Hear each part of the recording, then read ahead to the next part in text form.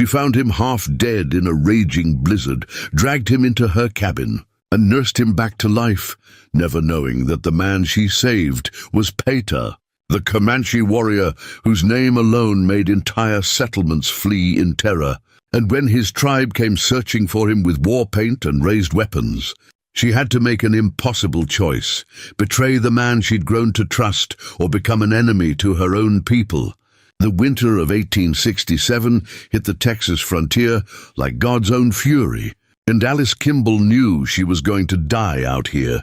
The blizzard had come without warning, turning the afternoon sky black as midnight and swallowing the trail back to her cabin in a white hell of ice and wind. Her fingers had gone numb inside her leather gloves 2 hours ago, and she couldn't feel her feet anymore, despite the wool socks and sturdy boots her late father had made for her 3 winters past. The basket of wild turkey eggs she'd been collecting had long since been abandoned, lost somewhere in the knee-deep snow behind her.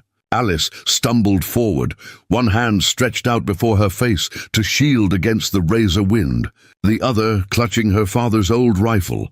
Not that she could fire it now, even if a bear charged her. Her hands were shaking so badly. She'd been foolish to venture so far from the homestead. But the hens hadn't laid in weeks, and she'd spotted the turkey nest that morning during a brief clear spell. 3 miles out, she'd thought. 3 miles there and back before the weather turned. But the frontier had a way of punishing foolishness, and Alice had learned that lesson in blood and loss more times than she cared to count. First her mother to cholera when she was 12, then her father to a Kiowa raiding party just 2 years ago. And now here she was at 24, alone on 160 acres of frozen hell, about to join them in whatever came after. The wind screamed like a living thing, and through its howling, Alice thought she heard something else, a sound that didn't belong to the storm. She stopped, her breath coming in sharp gasps that burned her lungs with cold. There it was again, low and rough, almost like a groan. Alice turned her head, trying to locate the source, and that's when she saw the dark shape half buried in the snowdrift, 20 feet to her left. Her first instinct was to keep moving. Nothing good came from investigating strange shapes in blizzards, and she was already close to freezing herself. But something made her pause. Maybe it was loneliness. Maybe it was the memory of her father's voice saying that decent folk don't leave people to die. Or maybe it was just the stubborn streak that had kept her alive this long, when most women would have sold the land and moved back east. Whatever it was, Alice found herself stumbling through the deep snow toward the shape, her heart hammering against her ribs. As she got closer, she could make out details that made her blood run colder than the storm already had. It was a man, face down in the snow, wearing buckskin clothing that was dark with what could only be blood. His long black hair was matted with ice, and one arm was stretched out before him as if he'd been crawling before collapsing. No horse nearby, no supplies, nothing but the man and the snow and the blood.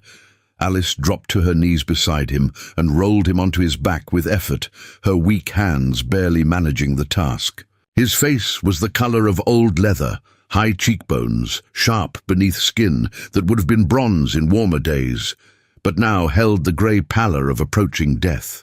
But it was the markings on his exposed chest, visible where his buckskin shirt had torn open, that made Alice's breath catch in her throat. War paint, faded by snow and blood but still visible, black and red stripes that she recognized from her father's warnings and the terrified whispers of neighbors at the trading post.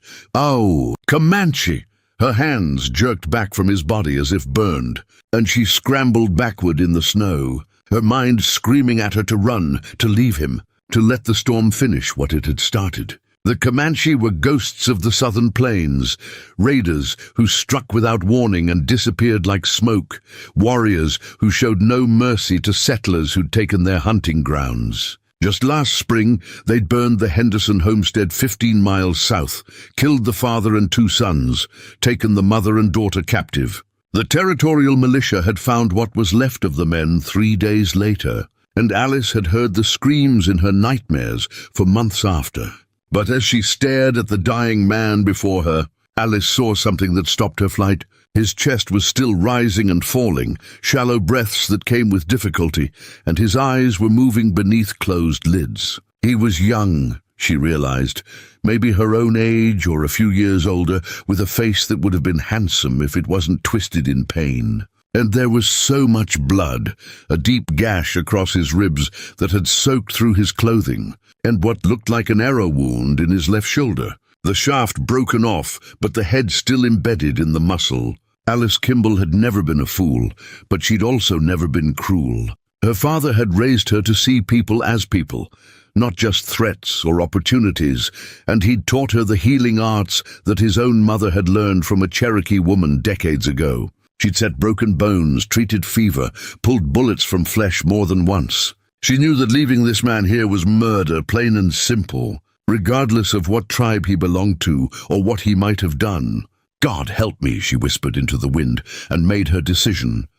Getting him back to the cabin nearly killed them both. He was dead weight, unconscious and heavy with muscle despite his lean frame, and Alice had to drag him through the snow, inch by agonizing inch. She looped her arms under his shoulders and pulled, her boots slipping on ice, her breath coming in sobs of effort. The wind fought her every step, and twice she fell, landing hard on the frozen ground with the man's weight pinning her down. But each time she got back up, adjusted her grip and kept pulling. She had no idea how long it took. Time lost meaning in the white chaos of the storm. But eventually, like a miracle, the dark shape of her cabin emerged from the blizzard, the sturdy log walls her father had built, standing firm against the wind. Alice dragged the Comanche warrior up the 2 steps to her door, shoved it open with her shoulder, and pulled him inside before collapsing on the floor beside him, her chest heaving and her vision swimming with black spots. The cabin was barely warmer than outside. The fire in the hearth had died to embers while she'd been gone, and ice had formed on the inside of the windows. But it was shelter, blessed shelter from the killing wind, and Alice knew that shelter was the difference between life and death on a night like this. She forced herself to move, crawling to the hearth on hands and knees, adding kindling from the box her father had built, coaxing the embers back to flame with shaking hands. The fire caught, grew, and warmth began to spread through the small space. Only then did Alice turn her attention back to the man on her floor. He hadn't moved, and for a moment she feared she'd dragged a corpse all this way for nothing. But when she pressed her fingers to his throat, she felt a pulse, weak and irregular, but present. His skin was like ice, and when she pulled open his torn shirt to examine his wounds, she could see that he'd lost far too much blood. The gash across his ribs was deep, probably from a knife or sword, and the arrow wound in his shoulder was inflamed and hot to the touch, despite his body's overall cold. Alice had treated many injuries in her years on the frontier, but never anything quite like this, and never on someone who might wake up and kill her for the presumption. But the work steadied her, gave her hands something to do besides shake with fear. She heated water over the growing fire, gathered her father's medical supplies from the trunk in the corner, whiskey for cleaning, needle and thread for stitching, strips of clean linen for bandaging. She mixed a poultice of yarrow and golden seal for infection, just as her father had taught her. Cutting the arrowhead from his shoulder was the hardest part. Alice had to dig into the swollen flesh with her smallest knife, her stomach turning at each cut, while the unconscious warrior groaned and twitched beneath her hands. When the flint arrowhead finally came free, dark with blood and corruption, she poured whiskey directly into the wound, and he jerked violently, nearly striking her across the face with one flailing arm. She held him down with her weight across his chest until the seizure passed, then stitched the wound closed with quick, practiced movements her hands remembered even if her mind was screaming. The knife wound across his ribs required 32 stitches. Alice counted them as she worked, focusing on the numbers to keep herself calm. 1, 2, 3, pull the thread through, tie it off. 4, 5, 6, his skin is so cold. 7, 8, 9, what am I doing? What have I done? The voice in her head that sounded like her father answered, "Saving a life, Alice girl, same as I taught you." By the time she'd finished bandaging both wounds and covering him with every blanket she owned, dawn was breaking outside. The storm had passed, leaving behind a world buried in 3 feet of fresh snow that glittered pink and gold in the rising sun. Alice sat on the floor beside the Comanche warrior, her back against her father's chair, too exhausted to move. She should have been afraid, should have tied him up, should have at least moved the weapons out of his reach. But she couldn't find the energy for fear anymore. She'd done what she'd done, and now she'd face whatever came. The warrior, Pétard, though she didn't know his name yet, slept through that first day and into the next night. Alice dozed in fits and starts, jerking awake every time he moved or made a sound, her hand always reaching for the rifle she'd propped against the chair. But he didn't wake, just tossed his head and murmured words in a language she didn't understand, caught in fever dreams that made his muscles twitch and his breathing ragged. On the second morning, his eyes opened. Alice was at the hearth, stirring a thin soup made from the last of her dried venison when she felt his gaze on her back. She froze, the wooden spoon motionless in her hand, then slowly turned to face him. He was watching her with eyes the color of dark amber, focused and aware, despite the fever flush on his cheeks. For a long moment, neither of them moved. Alice's heart was thundering so loud she was sure he could hear it across the small room. Then he spoke, his voice rough as gravel and barely above a whisper. The words were Comanche, incomprehensible to her, but the tone was clear, a question, maybe asking where he was or who she was. Alice licked her dry lips and tried to remember the few Comanche words her father had taught her, trade language picked up from peaceful encounters at the fort. She managed to croak out what she hoped meant safe and friend, though she had no idea if she was saying it right. So the warrior's eyes narrowed, studying her with an intensity that made her want to flee from her own home. Then his gaze moved past her, taking in the cabin, the hearth with its dancing flames, the shelves lined with her father's books and her mother's dishes, the rifle against the chair, the bearskin rug on the floor. His eyes came back to her face, and she saw the moment he noticed the bandages on his shoulder and ribs, the clean stitching visible at the edges of the linen wrapping. He said something else in Comanche, softer this time, and Alice thought she caught a word that might have meant why or how. She gestured to the door, then to the floor, where she'd first dragged him inside, then to his wounds. She hoped he understood. Storm found you, brought you here, helped you. His expression didn't change, but something flickered in those amber eyes. Not gratitude exactly, but perhaps understanding, or maybe just surprise that she hadn't killed him while he slept. Water, she said, remembering that thirst was always the first need after injury. She picked up the tin cup from beside the hearth and approached him slowly, the way she'd approach a wild animal caught in a trap.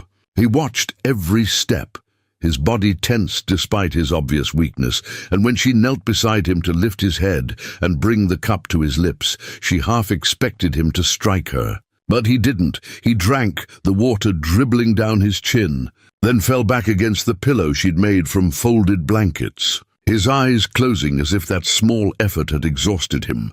Over the next 3 days, this existed in a strange, silent truce. Alice tended his wounds, changed his bandages, spooned broth into his mouth when he was strong enough to swallow.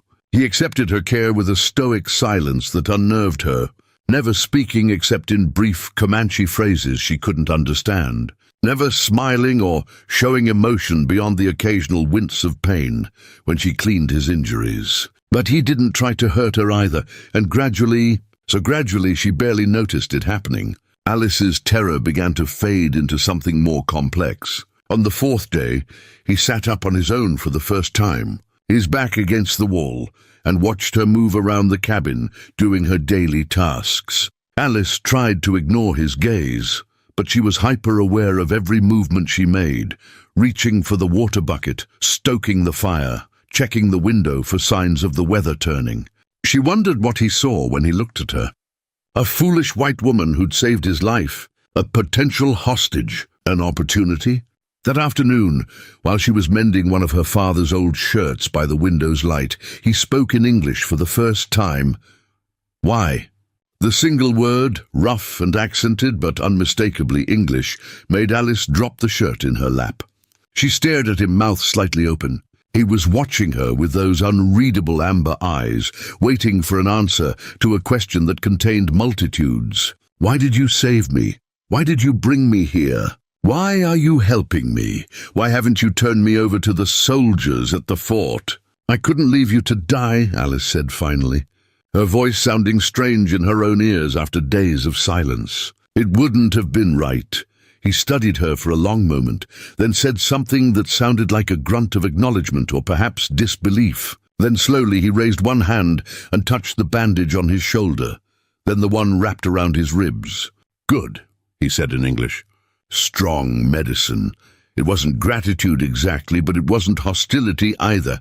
Alice found herself releasing a breath she hadn't known she was holding. My father taught me, she said. He learned from a Cherokee woman long time ago. He said healing was the same no matter who needed it.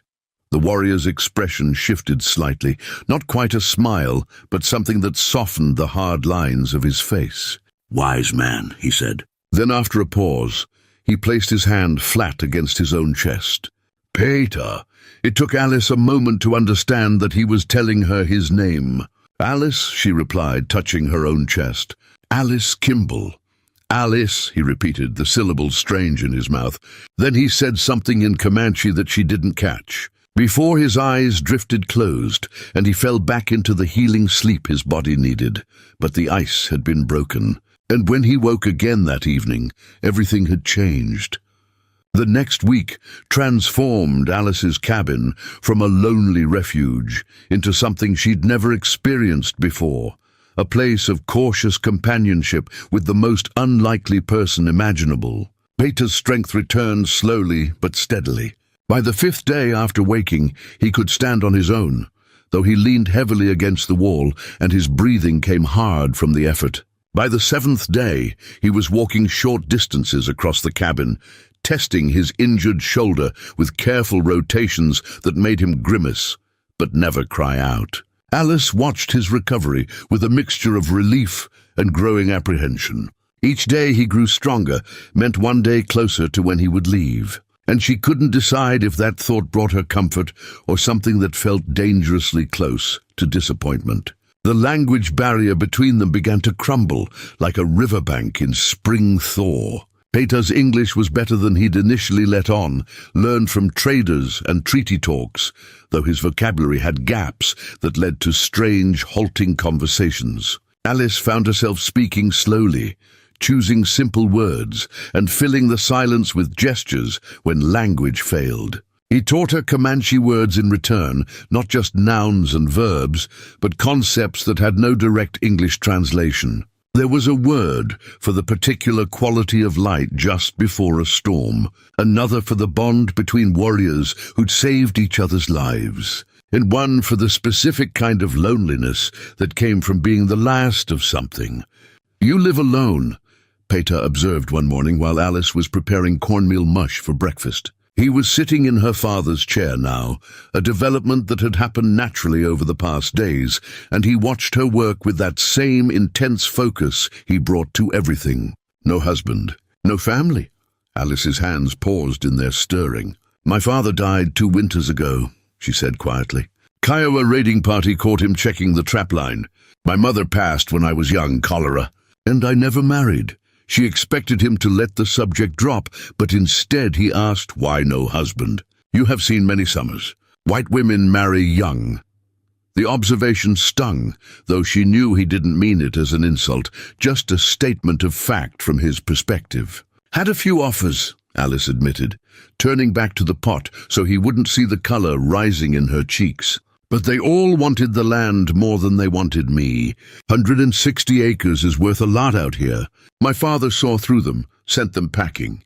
After he died, I had more offers, but by then I'd gotten used to making my own choices. Didn't see the point in trading my freedom for a warm body in bed and someone to boss me around. When she glanced back at Peter, she was surprised to see something that might have been approval in his expression. Comanche women choose their husbands, he said. They can divorce them too if the man is lazy or cruel. Keep their children, keep their property. Your white laws are strange, giving everything to the man, making the woman property herself. Alice had never thought about it quite that way, but she couldn't argue with his assessment. She'd seen enough women trapped in miserable marriages, stuck with brutal or worthless husbands because the law and society gave them no way out. Your people sound more sensible than mine on that count, she said, surprising herself with the admission. We are sensible about many things, Peter said, and there was an edge to his voice now, something sharp beneath the calm surface. We lived on these plains for generations before your people came, followed the buffalo, took only what we needed, let the land rest and recover. Then white men came with their fences and their plows, killing buffalo by the thousands just for their hides, leaving the meat to rot, cutting the grass so our horses starve, building their wooden lodges on our hunting grounds, and saying we are the savages for trying to protect what is ours. The sudden passion in his words made Alice set down her spoon and turn to face him fully. This was dangerous territory, the kind of conversation that could shatter their fragile peace. But something in her wanted to understand, needed to hear his side of the story that was never told in the settlements. The Henderson family, she said carefully. Last spring. Were you part of that? Peter's expression hardened. I know this Henderson. He and his sons shot my cousin when they found him hunting deer on land that had been ours since our grandfathers' grandfathers walked it. Shot him in the back and left him for the vultures. When our warriors went to seek justice, to take what your people call revenge, the Henderson men fired first. My friends did not start that fight, but they finished it. Alice felt her stomach twist. She'd heard the story differently. Innocent settlers attacked without provocation by savage raiders. But now she was hearing another version, one where the lines between victim and aggressor blurred into something much more complicated. The women, she pressed, Mrs. Henderson and her daughter, they were taken to replace losses, Peter said bluntly. We had lost 3 women to white man's sickness the winter before, the spotted disease your people brought. Taking captives is our way, has been our way long before your people came. Sometimes they are ransomed back. Sometimes they choose to stay, make new lives with us. This is not crueler than what your soldiers do when they attack our villages, killing our grandmothers and our children while the warriors are away hunting. The cornmeal mush was burning. Alice could smell it, but she couldn't seem to move to take it off the fire. Her mind was reeling with too many thoughts, too many conflicting truths. I don't know what to believe, she said finally, her voice barely above a whisper. Believe this, Peter said, leaning forward in the chair despite the obvious pain it cost him. Both our peoples have done terrible things. Both have good reasons, or think they do. But I did not choose this war, Alice. I was born into it, same as you were born into yours. I fight because if I do not fight, my people will disappear like morning fog, and our stories will be forgotten, and the buffalo will all be dead, and there will be nothing left but white man's fences stretching from horizon to horizon. The weight of his words settled over the cabin like a physical presence. Alice turned back to the fire, rescued the mush before it was completely ruined, and served it in silence. They ate without speaking, but the air between them had changed, charged with a new understanding that felt both dangerous and necessary. That afternoon, while Alice was outside splitting firewood, Peter appeared in the doorway, wrapped in one of her father's old coats. He moved carefully, favoring his injured side, but there was determination in his bearing. "Teach me," he said. Alice lowered the axe, breathing hard from exertion. "Teach you what?" "Your father's books." Peter gestured back into the cabin, where her father's small collection sat on the shelf. "I can speak your language, but I cannot read it well. Only a little, learned from missionary at the fort. But if I am to understand white men, I must understand their words on paper, their treaties and their laws that they use like weapons." It was the last thing Alice had expected him to ask for, and she found herself agreeing before she'd fully processed the request. That evening, by the light of the fire, She opened her father's worn copy of Robinson Crusoe and began teaching a Comanche warrior to read English.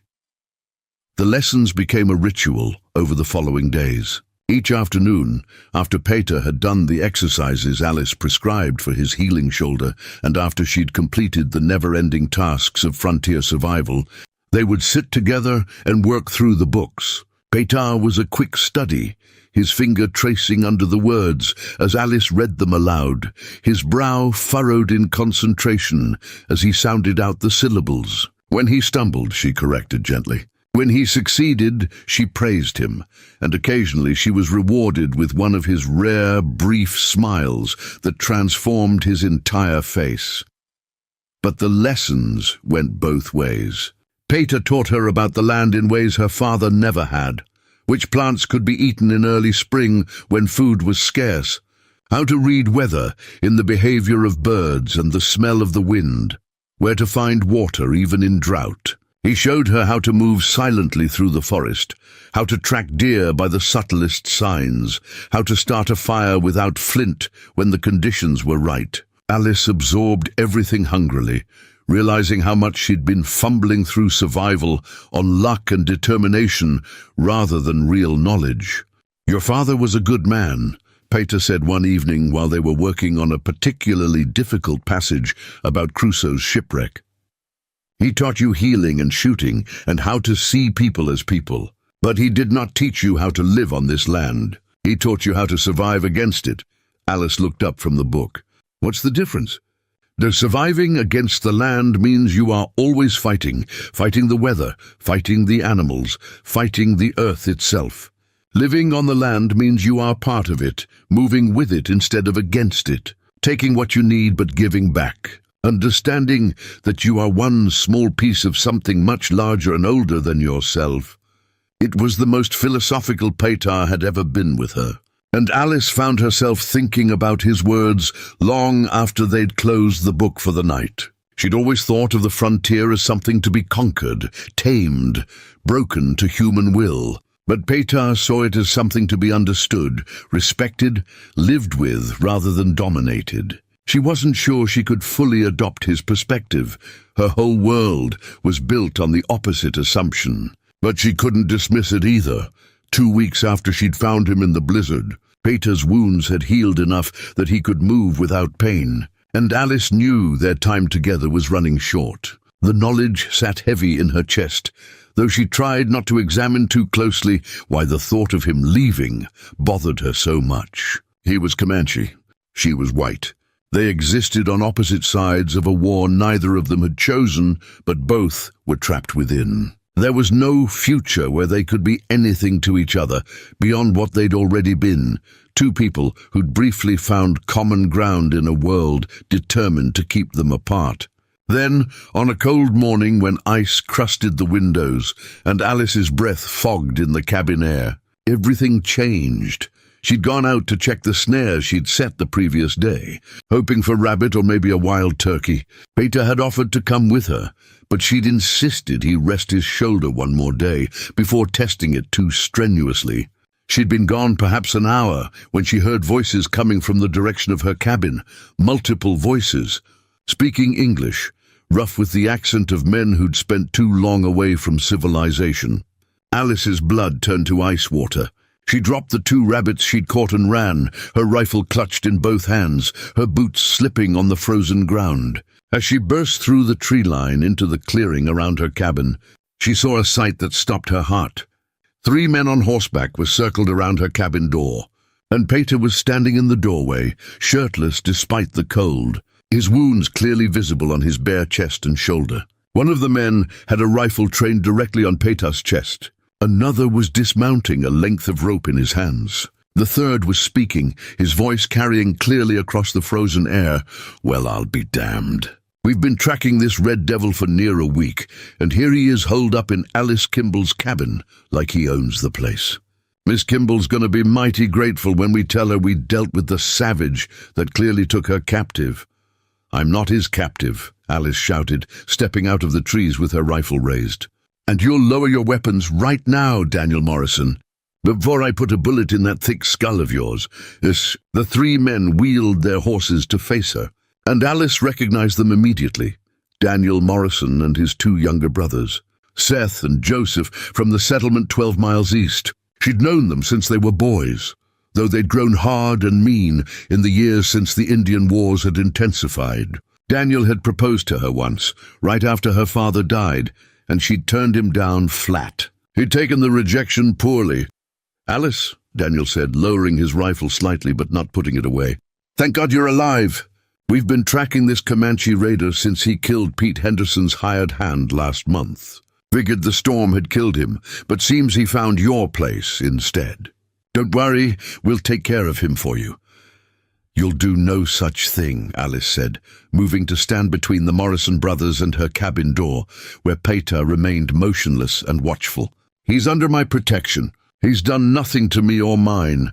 Daniel's expression darkened. "He's Comanche, Alice. That's all he needs to have done. You know what they did to the Hendersons. Hell, this might be one of the savages who did it. We got us a bounty on Comanche warriors, $5 a scalp, more if they're known raiders. This one's got war paint scars and everything. He's worth maybe $20 to us." $20. The casual way Daniel said it, as if Peter were nothing more than a particularly valuable animal hide, made rage rise hot in Alice's throat. "He saved my life during the blizzard," she lied smoothly. "Helped me get back to the cabin when I'd gotten turned around in the storm. I'm repaying the debt by helping him heal from wounds he got defending against white raiders who attacked his hunting party. You lay one hand on him, and I'll shoot you, Daniel Morrison." "Don't think I won't." The three brothers exchanged glances. Seth, the youngest at maybe 19, spoke up nervously. "Daniel, maybe we should just let it be. Alice Kimball's not someone to cross, and her pa taught her to shoot straight as any man. If she says this Indian's under her protection—" "Shut up, Seth," Daniel snapped. Then to Alice, "You're protecting a Comanche warrior. Do you understand what that makes you? A traitor to your own people. When word gets back to the fort, to the settlement, they'll run you off this land faster than you can blink. Might even hang you as a Comanche sympathizer." Alice's hands were shaking on the rifle, but her voice came out steady. "Then I guess you better not spread that word, hadn't you? Because if you do, I'll tell everyone how you three spent last winter rustling cattle from the Army's herd and selling them to that crooked trader in El Paso. I got proof too. My father saw you doing it, wrote it all down in his journal. That's a hanging offense, Daniel. Murder of a man under someone's protection is too. So we've got ourselves what I believe they call a stalemate. Before we jump back in, tell us where you're tuning in from, and if this story touches you, make sure you're subscribed, because tomorrow I've saved something extra special for you." It was a bluff. Her father had written no such thing. Though he'd suspected the Morrison brothers of rustling and had told Alice as much before he died, but Daniel didn't know that, and she could see the calculation happening behind his eyes. After a long, tense moment, he spat into the snow and jerked his horse's head around. "Fine," he said. "But this isn't over, Alice. That savage leaves your property. He's fair game. And you better hope word doesn't get out about this anyway, because there's plenty of folks who'd burn this cabin down around your ears for what you're doing here."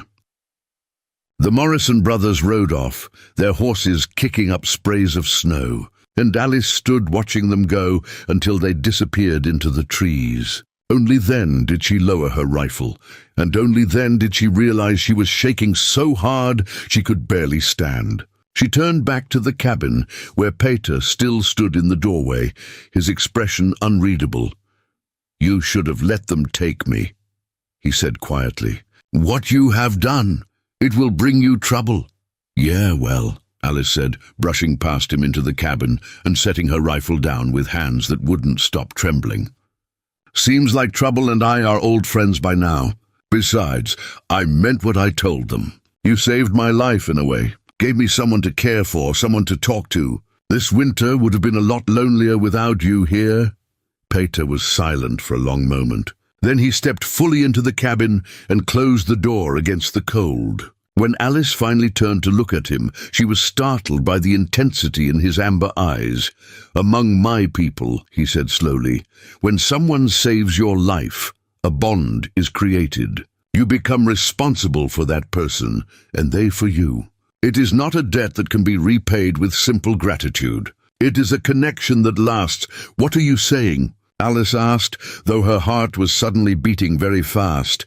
"I am saying that you saved my life first in the storm, and now you have saved it again from those men. By Comanche law, by the laws I was raised with, that makes you my responsibility, my bond sister, if you would accept it. And it means that when my people come looking for me, and they will come, Alice, I will stand between you and them, just as you stood between me and those white men." The weight of what he was offering settled over Alice like a heavy blanket. She thought about the Morrison brothers and their threats, about the danger she'd just put herself in, about the impossible situation she'd created by choosing to save a Comanche warrior's life, and then defending him against her own people. And then she thought about the past 2 weeks, the quiet companionship, the shared meals, the reading lessons and the tracking lessons. The way Peter had looked at her when she'd stepped between him and those rifles without hesitation. "I accept," she said, the words coming out stronger than she felt. "Bond sister, if that's what you want to call it." Peter's expression softened into something that might have been relief. He reached out and placed his hand on her shoulder, the same gesture she'd seen him make when testing his own healing wounds. But this time it felt ceremonial, weighted with meaning. "Then we are bound," he said. "And when my people come, you will see that not all Comanche are raiders and killers. You will see who we really are if you have the courage to look." Alice placed her own hand on his shoulder, mirroring his gesture, feeling the warmth of his skin and the solidity of muscle and bone beneath her palm. "I'm looking," she said quietly. "I've been looking since the day I found you in that storm. And what I see doesn't match what I was told to expect." Outside, the wind picked up again, rattling the cabin's shutters and moaning through the trees. But inside, something had shifted, transformed, become something neither of them had quite expected when Alice had made the choice to drag a dying man out of a blizzard. They were no longer simply a white woman and a Comanche warrior trapped together by circumstance. They were something new, something that had no name in either of their languages, but felt as real and solid as the ground beneath their feet. And when Peter's people finally came 3 days later, riding out of the dawn with painted faces and weapons raised, Alice Kimball stood beside him on her cabin's porch without flinching, ready to face whatever came next. The Comanche war party arrived with the rising sun, 7 warriors on painted horses that moved like flowing water across the snow-covered plains. And Alice's first thought was that she was about to die.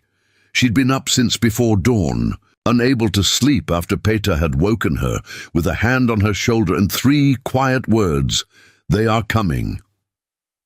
He'd known somehow. Maybe he'd heard something her ears couldn't catch, or maybe it was just instinct honed by a lifetime of warfare and survival. Whatever the reason, he'd been right. Now they stood together on her cabin's narrow porch. Alice still in her nightdress with her father's coat thrown over it, and Peter shirtless, despite the freezing air, his healing wounds on full display as the warriors approached. The leader rode at the front on a massive black stallion, his face painted in stark lines of red and black, a lance decorated with feathers and what looked like human hair gripped in one hand. He was older than Peter, maybe 40 summers, with scars crossing his chest and arms that spoke of countless battles survived. His eyes, hard as flint, fixed on Peter first and then slid to Alice with an expression that made her blood freeze. He spoke in rapid Comanche, his voice carrying the weight of command and barely controlled fury. Peter answered in the same language, his tone respectful but firm. And Alice caught her own name in the flowing syllables, Alice, pronounced with the same careful emphasis Peter always used. The leader's eyes snapped back to her, studying her with an intensity that made her want to step back into the cabin. But she held her ground, kept her chin up, and met his gaze without flinching, even though her heart was hammering so hard she felt dizzy. The exchange went on for what felt like hours, but was probably only minutes. The other warriors sat motionless on their horses, weapons ready but not raised, their painted faces revealing nothing. Elise understood none of the words, but she could read the tension in every line of Peter's body, the careful way he positioned himself slightly in front of her, the deliberate calmness of his gestures as he spoke. He was negotiating something, she realized, arguing for something, and she was pretty sure that something was her life. Finally, the leader made a sharp cutting gesture with his free hand and spoke what sounded like a command. Peter stiffened, then turned to Alice with an expression she'd never seen on his face before, something that looked almost like fear. "Though not for himself, Takoda wishes to speak with you," Peter said quietly in English. "He is the war chief of our band and my uncle, my mother's brother. He says you have bewitched me, made me forget who I am and who my people are. He wants to know why he should not kill you now and burn your wooden lodge for harboring an enemy of the Comanche." Alice's mouth went dry as creekbed in August. "What did you tell him?" "Oh, I told him you saved my life when you could have left me to die. I told him you are under my protection, that we are bound by laws older than the white man's fences. I told him you have shown more courage and honor than most warriors I have known." Peter paused, his amber eyes searching her face. "But he does not believe me. He thinks you have made me weak, turned me into something shameful. He wants to hear from your own mouth why he should spare you." Alice looked past Peter to Takoda, who sat waiting on his black stallion with the patience of a man who knew he held all the power in this moment. 7 warriors against 1 woman and 1 injured man. There was no question of how this would end if it came to violence. But Alice Kimball hadn't survived this long on the frontier by giving in to fear. Her father had taught her that courage wasn't the absence of fear, but the choice to act despite it. "Tell him," she said, her voice steadier than she felt, "that I saved Peter because it was the right thing to do. Tell him that I don't see Comanche or white when I see a man dying in the snow. I just see someone who needs help. Tell him that Peter has been nothing but honorable under my roof, and that he's taught me more about living on this land in 2 weeks than I learned in 24 years before he came. And tell him that if he's going to kill me for that, then he'd better do it quick, because I don't intend to beg." Peter translated her words, and Alice watched Takoda's face as he listened. Something flickered in those hard eyes, surprise maybe, or grudging respect, or perhaps just amusement at her audacity. When Peter finished speaking, Takoda responded with a long speech that made 2 of the younger warriors shift uncomfortably in their saddles. "He says," Peter translated, his voice tight, "that you speak bold words for a woman alone, with no man to protect her, and no tribe to avenge her death. He says the white settlers have taken much from our people, our hunting grounds, our buffalo, our freedom to live as we have always lived. He says every cabin built on our land is an act of war, every fence an insult, every white child born here a theft of our children's future. He asks why he should not add your scalp to the others he has taken, why your death would not be justice for all the Comanche who have died at white men's hands." The words hit Alice like physical blows, each one carrying a truth she couldn't deny, even as it terrified her. She thought about the Henderson family, about all the stories she'd heard of Comanche raids and white settlements burned. But she also thought about Peter's words from days before, about his cousin shot in the back while hunting, about villages attacked while warriors were away, about a war neither side had chosen, but both were trapped within. "Tell him," Alice said slowly, choosing each word with care, "that he's right. White settlers have taken much from his people, more than I even knew until Peter told me. Tell him I can't give back what's been stolen, can't undo what's been done. But tell him that killing me won't bring back the dead or restore what's lost. It'll just be one more death in a war that's already claimed too many on both sides." She paused, then added, "And tell him that Peter is alive, because I chose mercy over vengeance. Maybe he could consider doing the same." Pater's eyes widened slightly at that last part, but he translated faithfully. The words seemed to hang in the frozen air, visible as breath fog in the morning cold. Takoda sat motionless for a long moment, then did something Alice never expected. He laughed, a harsh bark of sound that held no humor but maybe something like acknowledgement. He spoke again, shorter this time, and Pater's shoulders relaxed fractionally. He says you have more spine than most white men he's killed, and that it would be a waste to kill someone with such strong spirit. He says you may live, but there are conditions. What conditions? Alice asked, though she was pretty sure she'd agree to almost anything that didn't involve dying in the next few minutes. You must come with us, Pater said, and now his voice held something that might have been apology. Back to our winter camp. Takoda says, if you truly saved my life, and if I truly believe you are different from other white settlers, then you should be willing to live among us for a time, to see how we live, to understand what your people are destroying. He says, if you survive one full moon cycle in our camp without trying to escape or betraying us, you will be free to return to your wooden lodge, and we will leave you in peace. You will become Tebobavi, white friend, and no Comanche warrior will raise a hand against you or what is yours. Alice felt the world tilt beneath her feet. Leave her cabin, travel to a Comanche camp, live among people who had every reason to hate her, trust her life to the mercy of warriors who'd been painted as monsters in every story she'd ever heard. It was madness. It was suicide. It was the only way she'd survive to see another sunrise. And if I refuse? She made herself ask. Pater didn't need to translate that question to Takoda. Then I cannot protect you, he said quietly. Bond sister or not, I am one man against 7, and I am still healing. Takoda will kill you where you stand, and there is nothing I can do to stop it that would not mean my own death and the deaths of my friends. Please, Alice, trust me, come with us. I will keep you safe.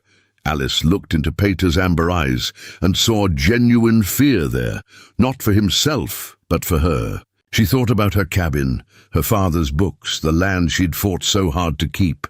She thought about what would happen if the Morrison brothers spread word that she'd been harboring a Comanche warrior, about the mob that might come to burn her out anyway. At least, with Takoda's offer, she had a chance. A slim one, maybe, but a chance nonetheless. 1 month, she said firmly. 1 full moon. And then I come back here to my home, and your people leave me be.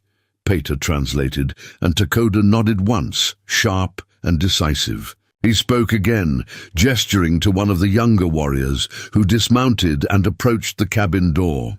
Alice tensed, but Pater put a hand on her arm. He will help you gather what you need for travel. Warm clothes, blankets. You cannot bring your rifle. Takoda will not allow that. But you can bring other things. Be quick. We ride within the hour. The next hour passed in a blur of frantic activity. Alice dressed in her warmest clothing.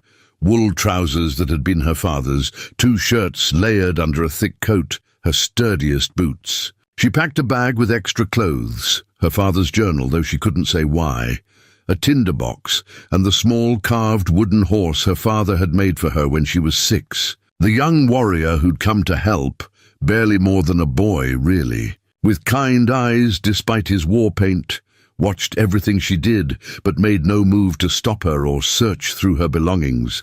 Pater dressed in the buckskin clothing Alice had cleaned and repaired during his recovery, moving carefully to avoid pulling his healing wounds. He looked different in his own clothes, not softer exactly, but more himself, like he'd been wearing a costume during his time in her cabin and was now stepping back into his real skin. When he caught her watching him, he offered a small, reassuring smile that didn't quite reach his eyes. I will not let them hurt you, he said quietly, while the young warrior was distracted examining Alice's father's books with curious fingers. You have my word, Alice. My life for yours if it comes to that. Let's hope it doesn't come to that, Alice replied, trying to sound braver than she felt. I've gotten kind of used to having you around. Would be a shame to lose you now. Something warm flickered in Pater's expression, there and gone so fast she might have imagined it. Then Takoda was calling from outside, and there was no more time for words. They gave her a horse, a gentle-eyed mare with a thick winter coat, and Alice was grateful she'd learned to ride as a girl, even if it had been years since she'd done more than ride old Bessie the plough horse around the property. The Comanche warriors mounted with fluid grace that spoke of lives lived on horseback, and Alice did her best not to look clumsy as she settled into the saddle. Petar rode beside her, close enough that their knees almost touched, while Dakota took the lead and the other warriors formed a loose circle around them. As they rode away from her cabin, Alice turned in her saddle for one last look. The little log structure her father had built with his own hands sat quiet in the snow, smoke still rising from the chimney where she'd banked the fire before leaving. It looked small and vulnerable from this distance, and Alice felt a sharp pain in her chest at the thought that she might never see it again. Despite Dakota's promise, despite Petar's reassurances, she was riding off into the wilderness with 7 Comanche warriors who had every reason to kill her, and no one would ever know what happened to her. "Do not look back," Petar said softly beside her. "In Comanche way, looking back brings bad medicine. Look forward. Trust in what comes." Alice forced herself to turn forward, to focus on the path ahead. The warriors set a punishing pace despite the snow, their horses moving with sure-footed confidence across terrain that looked identical to Alice's untrained eyes. They rode for hours without stopping, the sun climbing to its zenith and then beginning its descent toward the western horizon. Alice's legs ached from gripping the saddle, her face burned with cold despite her wool scarf, and hunger gnawed at her stomach. But none of the warriors showed any sign of discomfort, so she gritted her teeth and kept riding. It was late afternoon when they finally stopped beside a frozen creek bed. The warriors dismounted and immediately set about making camp with practiced efficiency, gathering deadwood for a fire, tending to the horses, pulling strips of dried meat and pemmican from their saddlebags. Alice slid from her horse with shaking legs and nearly fell, catching herself at the last moment. Petar was there instantly, his hand under her elbow, steadying her. "You did well," he said quietly. "Better than I expected for someone not raised to ride long distances. Come, sit by the fire, eat something. Tomorrow will be easier." Alice doubted that very much, but she accepted the dried meat he offered and chewed it mechanically, too tired to taste it. The other warriors mostly ignored her, talking among themselves in rapid Comanche while they worked. But she caught them glancing her way occasionally, their expressions ranging from curiosity to suspicion to what might have been grudging respect. The young warrior who'd helped her pack approached the fire and offered her a water skin with a shy smile that transformed his painted face into something almost boyish. "Kohana," he said, touching his chest. Then he pointed at her. "Alice, Alice," she corrected gently, then pointed at him. "Kohana." She tried to pronounce it the way he had, and his smile widened when she got it mostly right. Dakota barked something that made Kohana jump back from the fire, but not before Alice caught a glimpse of kindness in the young warrior's eyes. "Not all of them hate me," she thought. "Maybe not even most of them. They're just doing what they think they have to do, same as I am." That night, sleeping under the stars with only a thin blanket and the warmth of the fire between her and the freezing darkness, Alice dreamed of her father. He was standing in the doorway of their cabin, looking out at the plains, with an expression she couldn't read. When she called to him, he turned and smiled, the same gentle, understanding smile he'd given her so many times when she was young and confused about the world. "You're doing fine, Alice girl," he said in the dream, his voice as clear as if he were really there. "Walking the path between two worlds is never easy, but you got the strength for it. You got your mother's heart and my stubborn streak, and that's a powerful combination. Just remember, people are people no matter what side of the fence they're born on. You see that now? Don't forget it." She woke before dawn to find Petar sitting nearby, keeping watch while the others slept. When he saw her eyes open, he moved closer and spoke in a whisper that wouldn't wake the camp. "3 more days to reach our winter camp," he said. "Dakota is taking us the long way, testing you, I think, seeing if you will complain or try to escape. Do neither, and you will earn his respect. He is hard, but he is fair, and his word is law among our people." "What happens when we get there?" Alice asked, equally quiet. "What should I expect?" Peter was silent for a moment, and in the pre-dawn darkness she couldn't read his expression. "Curiosity," he said finally. "Fear, anger. My people have lost much to white settlers, and you will be a living reminder of everything they hate and fear. But you will also be under my protection, and I am not without standing among our band. My father was a great chief before he was killed by Texas Rangers 5 years ago. My mother is sister to Dakota. My younger sister is married to our best scout. I have friends who will speak for me, and through me, for you." "You never mentioned family before," Alice said, surprised by this revelation. "You never asked," Peter replied simply. "And in your cabin, that part of my life felt very far away, like something from a different world." He paused, then added softly, "But now both worlds are coming together, and I do not know what that will mean. For you, for me, for either of our peoples. All I know is that you saved my life, Alice Kimball, and I will not forget that. Whatever comes, you will not face it alone." The promise hung in the cold air between them, as real and solid as a sworn oath. And Alice felt some of the fear that had gripped her since Dakota's war party arrived begin to loosen its hold. She was riding into unknown danger with people who had every reason to mistrust her, leaving behind everything familiar and safe. But she wasn't doing it alone.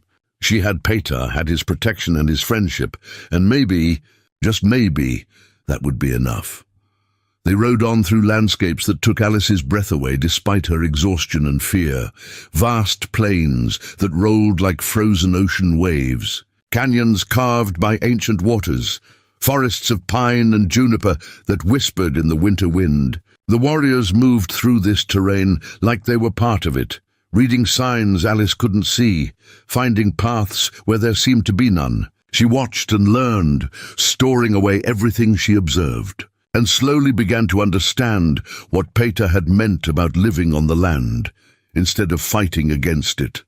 On the third day, they crested a rise, and Alice saw the Comanche winter camp spread out in the valley below, dozens of buffalo-hide teepees arranged in careful patterns, smoke rising from cook fires, horses grazing in a makeshift corral, and people, so many people, moving between the teepees, going about their daily lives. Children ran and played despite the cold. Women worked at various tasks, and warriors sat in groups talking or working on weapons and equipment. It looked nothing like the savage war camps Alice had imagined based on the stories she'd heard in the settlements. It looked like a community, like a town, like people living their lives the best way they knew how, in a world that was trying to destroy them. Preparing and narrating this story took us a lot of time, so if you are enjoying it, subscribe to our channel. It means a lot to us now. Back to the story. Dakota raised his lance and gave a ululating cry that echoed across the valley.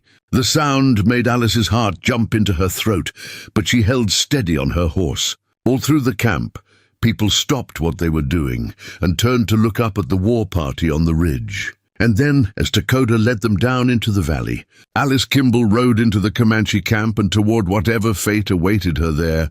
The hatred hit Alice like a physical force the moment they rode into camp, radiating from the eyes of every person who stopped to stare at the white woman among the returning warriors. Children who'd been laughing and playing fell silent, some running to hide behind their mothers' skirts, while others simply stood and gawked with wide, frightened eyes. Women straightened from their work at the cook fires, their expressions hardening from curiosity to cold hostility in the space of a heartbeat. A group of young warriors who'd been practicing with bows turned as one to watch the procession, their hands moving instinctively toward weapons, even though Dakota had clearly brought her here under some kind of protection. The weight of all those eyes, all that mistrust and barely contained violence, made Alice want to turn her horse around and flee back across the plains. Consequences be damned, but Peter rode beside her with his head high, speaking in calm, carrying tones to people they passed. And though Alice couldn't understand his words, she recognized the cadence of explanation, of reassurance. Some faces softened at whatever he said. Others remained stone-hard, unmoved by his arguments. An elderly woman with hair as white as the snow on the distant peaks spat deliberately as they passed, and a young mother pulled her child away, as if Alice carried some contagious disease. Takoda led them to the largest teepee in the camp, positioned at what Alice guessed was the center of the settlement. He dismounted with fluid grace and spoke a few sharp words that sent Kahana and 2 other young warriors hurrying off to tend the horses. Then he turned to Alice, still mounted on her borrowed mare, and gestured for her to dismount. Peter slid from his horse first and moved to help her down, his hands steadying her when her stiff legs nearly buckled beneath her. The flap of the large tipi opened, and a woman emerged who could only be Takoda's wife, tall and regal, with silver threaded through her long black hair and eyes that assessed Alice with the kind of cold intelligence that missed nothing. She wore a dress of soft deerskin decorated with intricate beadwork and quillwork that must have taken months to complete, and when she spoke to Takoda, her voice carried the authority of someone used to being obeyed. Takoda responded respectfully, gesturing toward Alice and then Peter, and the woman's gaze sharpened as she studied them both. "This is Nakai," Peter said quietly to Alice, "Takoda's wife and a woman of great standing in our band. She will decide where you sleep and what work you will do. Show her respect, but do not grovel. She has no patience for weakness." Before Alice could respond, a younger woman emerged from a nearby teepee and let out a cry that could only be joy. She ran toward them, her long braids flying, and threw herself at Peter with enough force to make him stagger back despite his size. She was speaking rapid Comanche punctuated with what sounded like scolding, her hands running over his shoulders and chest as if checking for injuries, tears streaming down her face. "My sister," Peter said to Alice, with the first genuine smile she'd seen on his face since the war party had arrived at her cabin. "Ayana, she thought I was dead." He caught his sister's hands and spoke to her gently. Gesturing toward Alice, Ayana's tear-streaked face turned toward Alice, and for a moment there was such naked hostility in her expression that Alice took an involuntary step backward. But then Peter said something else, something urgent and pleading, and Ayana's expression shifted to confusion, then to something that might have been reluctant acceptance. The reunion was cut short by Nakai's sharp command. She gestured for Alice to follow her, not waiting to see if the white woman would obey. Alice glanced at Peter, who nodded encouragingly, and then forced her exhausted legs to carry her after Takoda's formidable wife. They passed between rows of teepees, drawing stares and whispers everywhere they went, until they reached a smaller shelter near the edge of the camp. Nakai ducked inside and Alice followed, grateful to be out of the hostile gazes for a moment. The interior of the teepee was surprisingly warm, despite the winter cold outside, heated by a small fire in the center and insulated by the thick buffalo hides that formed the walls. Nakai gestured for Alice to sit, then settled herself across the fire with the kind of perfect posture that made Alice suddenly aware of her own slouched shoulders and trail-worn appearance. For a long moment, the older woman simply studied her in silence, and Alice forced herself to meet that penetrating gaze without flinching. When Nakai finally spoke, it was in slow, careful English that shocked Alice into a visible reaction. "You understand me?" Nakai asked, and there was something that might have been amusement in her dark eyes at Alice's surprise. "Yes," Alice managed. "I didn't know you spoke English." "Many things white people do not know about Comanche," Nakai said with a slight smile that held no warmth. "This is one. I learned your tongue from missionary woman many winters ago, when I was young and foolish enough to think white people in Comanche could live in peace. I learned different, but the words stayed." She paused, her gaze never leaving Alice's face. "Peter says you saved his life. Dakota says you stood between him and white men with rifles. This is true?" "Yes," Alice said simply, seeing no point in elaborating. "Why?" The question was blunt, demanding. "White settlers want all Comanche dead, want our land, our hunting grounds, our freedom gone. You are white. He is Comanche. Why save him? Alice had asked herself the same question 100 times since that day in the blizzard, and she still wasn't entirely sure of the answer. Because he was dying and I could help, she said finally. Because my father taught me that a person's worth isn't determined by the color of their skin or which side of a war they were born on. Because it was the right thing to do. Nakai was silent for a long moment, and Alice couldn't read her expression. Then the older woman reached into a parfleche bag beside her and pulled out a bundle of dried meat and pemmican. She handed it to Alice without ceremony. "Eat," she commanded. "You look like skeleton. Cannot work if you are weak from hunger." As Alice accepted the food with shaking hands and began to eat, Nakai continued, "You will stay here, in this lodge. It belonged to young warrior who died last summer in fight with Texas Rangers. No family left to claim it. You will work with the women, tanning hides, gathering firewood, cooking, whatever is needed. You will learn our ways. If you try to escape, you will be killed. If you try to harm anyone in this camp, you will be killed. If you bring soldiers here, everyone you have met will be killed, including Peta. You understand?" "I understand," Alice said around a mouthful of pemmican. "I gave my word to Dakota, 1 month, 1 full moon. I'll stay, I'll work, I'll cause no trouble. And then I go home." Something flickered in Nakai's eyes at that. "Maybe," she said cryptically, "maybe you go home. Or maybe you learn that home is not always place you were born. We will see." Before Alice could ask what she meant by that, Nakai stood in one fluid movement despite her years. "Rest now. Tomorrow work begins. And Al-Is," she pronounced the name the same way Peta did. "Do not expect kindness from our women. They have lost husbands, sons, fathers to white men's bullets. You are alive when their loved ones are dead. They will resent this. But if you work hard and show respect, they will not harm you. This is Dakota's word, and his word is law." Then she was gone, leaving Alice alone in the teepee with a fire that was already burning low and exhaustion that hit her like a falling tree. She barely managed to add more wood to the fire before collapsing onto the pile of buffalo robes that served as a bed, and sleep claimed her instantly. She woke to someone shaking her shoulder roughly in the pre-dawn darkness. Alice jerked upright, disoriented, and reaching for a rifle that wasn't there, to find a young Comanche woman standing over her with an expression of pure contempt. The woman said something sharp in Comanche, then turned and walked out of the tipi, clearly expecting Alice to follow.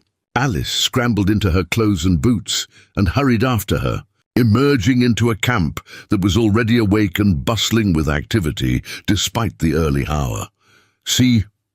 The young woman, Alice guessed she was maybe 18 or 19, led her to where a group of women were working around a large fire, scraping the flesh and fat from stretched buffalo hides with stone tools. The work looked backbreaking, and the smell was overwhelming even in the cold air. The young woman thrust a scraping tool at Alice and gestured at an untreated hide stretched on a wooden frame, her meaning clear. Alice took the tool and approached the hide, aware of every woman's eyes on her as she positioned herself and began to scrape. Within minutes, her hands were cramping and her shoulders burning with effort.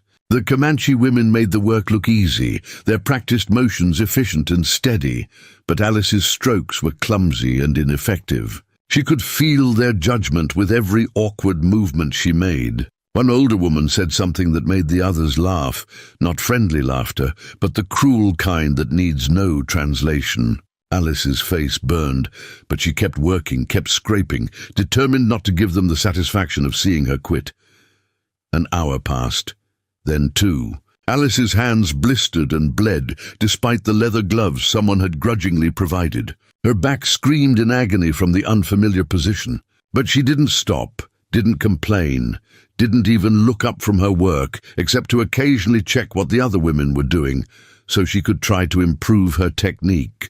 Slowly, grudgingly, she began to figure out the right angle, the right pressure, the rhythm of the work. Her hide would never be as cleanly scraped as the ones the experienced women produced, but it was getting better. Around midday, Ayana appeared with a basket of food, dried meat. pemmican, and something that looked like flatbread. She distributed it to the working women, who accepted it with nods of thanks, speaking to her with warmth that contrasted sharply with their cold treatment of Alice. When Ayana reached Alice, she hesitated, her face conflicted before setting down a small portion of food and water. Their eyes met for a brief moment, and Alice saw the struggle there. Peter's sister, torn between loyalty to her brother and her own feelings about having a white woman in their camp. "Thank you," Alice said quietly, and though Ayana didn't respond, something in her expression softened fractionally before she moved on. The afternoon brought different work, gathering firewood from the surrounding area under the watchful eye of two young warriors who made it clear they were there to prevent escape, not to help. Alice hauled wood until her arms felt like they'd tear from her shoulders, making trip after trip from the forest to the camp while the warriors sat on their horses and watched with expressions ranging from boredom to amusement at her struggles.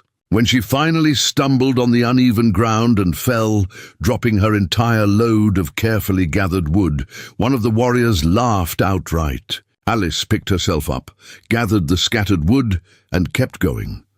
That night, she collapsed in her borrowed teepee with barely enough energy to eat the small portion of food someone had left outside her door. Every muscle in her body screamed. Her hands were raw despite the gloves, and she was pretty sure she'd never been this tired in her entire life. But she'd survived day 1. 29 more to go. The days began to blur together into an endless cycle of brutal labor and cold shoulders.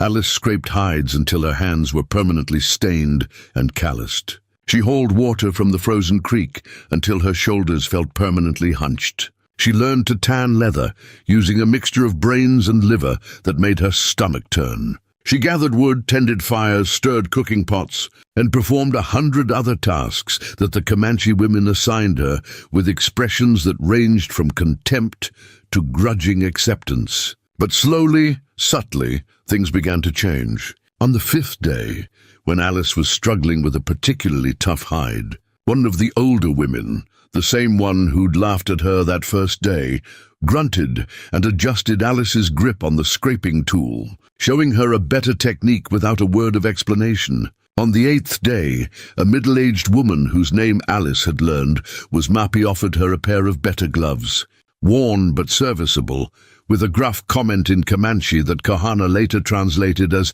"cannot work if hands fall off." On the 12th day, when Alice managed to properly flesh a hide in half the time it had taken her the week before, several of the women nodded in what might have been approval. Peter visited her teepee most evenings, bringing food and checking on her welfare with a concern that warmed Alice despite her exhaustion. He taught her more Comanche words and phrases, helped her understand the complex social structures of the band, explained customs and traditions that would have gotten her killed through ignorance. Through him, Alice learned that the young woman who'd woken her so roughly that first morning had lost her husband to a cavalry attack just 3 months ago, that the older woman who'd laughed at her had lost 2 sons in the same fight, that nearly every person in this camp had lost someone to the war with white settlers, and their hatred was born not of inherent cruelty, but of grief so deep it had no bottom. "They test you," Peter explained one evening while they sat by her fire sharing a meal. "Push you to see if you will break, if you will run, if you will show the weakness they expect from white women. But you do not break.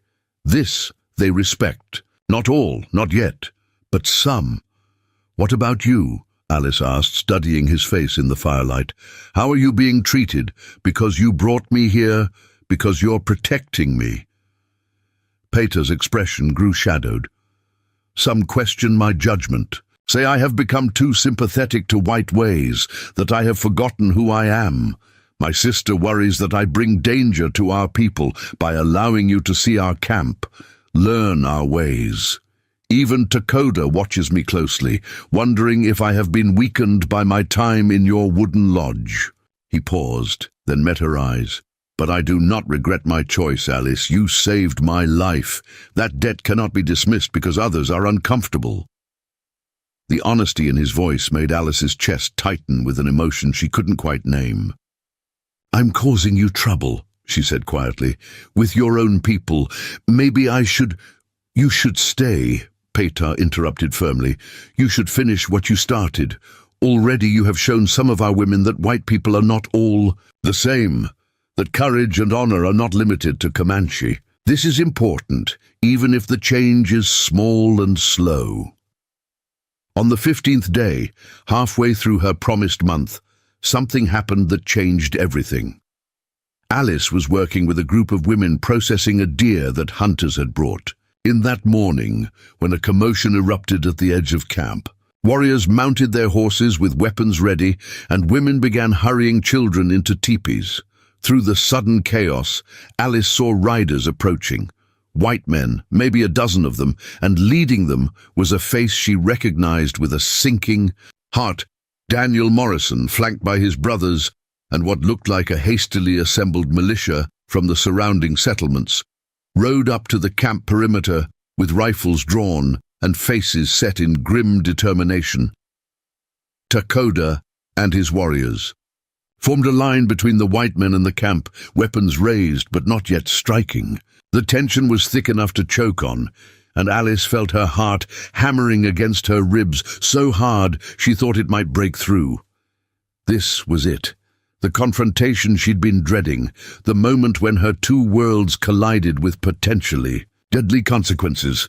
Daniel's voice carried across the space between the two groups, loud and aggressive. "We know you've got Alice Kimball in there. We tracked her from her cabin. You send her out now, or we're coming in to get her, and we don't care how many of you red devils we have to kill to do it." Before anyone could stop her, before she even fully thought about what she was doing, Alice pushed through the line of Comanche women and walked toward the confrontation. Behind her she heard Peter shout her name, heard running footsteps, but she didn't stop. She walked straight through the line of Comanche warriors. Takoda's hand shot out to grab her but missed, and kept walking until she stood in the open. Space between the two groups, visible to everyone. "I'm here, Daniel," she called out, her voice surprisingly steady. "I'm alive and well, and I'm here of my own free will. Nobody's holding me captive. Now turn around and go home, before you start a fight that'll get a lot of good people killed for no reason."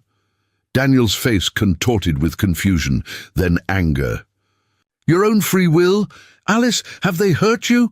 Made you say that? These are Comanche raiders, murderers and thieves. We're here to rescue you."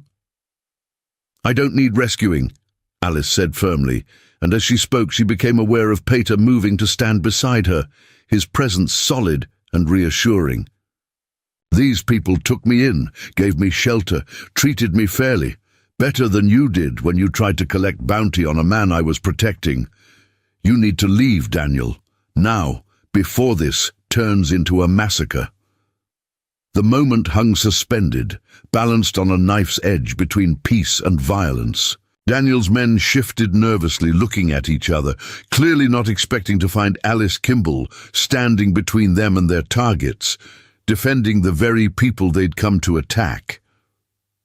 Behind her, Alice could feel the confusion and tension radiating from the Comanche warriors, who couldn't fully understand the English being spoken, but could read the confrontation clearly enough. Then Takoda did something that shocked everyone present. He rode forward slowly, stopping beside Alice and Peter, and spoke in carefully enunciated English, rough and accented but comprehensible. "White woman speaks truth. She is guest. Under protection. You go now. Come back. We fight. You die. Choose." The simple, brutal directness of the statement seemed to penetrate where Alice's words had not. Daniel looked at her one more time, his expression a mixture of anger, confusion, and something that might have been hurt pride. Then he jerked his horse's head around and growled, "This isn't over, Alice. You're making a mistake you'll regret." But he rode away, and his men followed, and the immediate crisis passed. Alice stood there shaking, not quite believing what had just happened, what she'd just done. She'd put herself between two armed Groups who hated each other, had vouched for people who most whites considered monsters, had quite possibly just made herself an exile from her own culture. Behind her, the camp had fallen silent, everyone staring at the white woman who'd just defended them against her own people. Peter's hand found her shoulder, steadying her. "That was either the bravest or the most foolish thing I have ever seen," he said quietly. "Probably both," Alice replied, and found herself laughing, a slightly hysterical sound that she couldn't quite control. "Definitely both." Dakota turned his horse to face her, and for the first time since they'd met, Alice saw something in his hard face that looked almost like respect. He spoke in Comanche, his tone formal, and though Alice didn't understand all the words, she caught enough to grasp the meaning. Peter translated anyway, his voice colored with an emotion she couldn't quite identify. He says, "You have proven your loyalty beyond doubt." He says you are no longer a guest under sufferance, but Taibo Bavi, white friend, and that any who harm you harm the whole band. He says your month is ended, your debt paid, but you are welcome to stay as long as you wish. Peter paused, then added softly, "He says you have more courage than most warriors he has known, and that he was wrong about you." From a man like Dakota, Alice understood. That was as close to an apology as anyone would ever hear. She met his eyes and nodded, accepting the tribute and the transformation it represented. Around them, the camp slowly came back to life, children emerging from teepees, women returning to their interrupted work, warriors lowering their weapons. But everything had changed.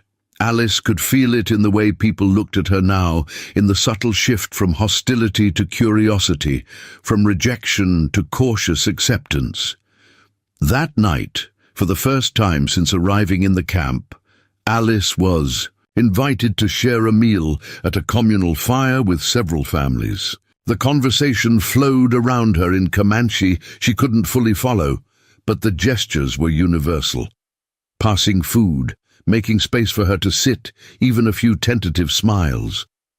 Ayana sat beside her and, through a combination of simple English, gestures, and Peter's translations, they had something that resembled an actual conversation. The young widow who'd woken Alice so harshly that first morning actually laughed at something Alice said, and the sound was like sunlight breaking through storm clouds.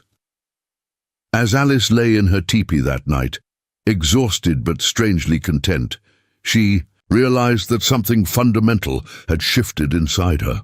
She'd come here expecting to count down the days until she could return to her cabin and her old life.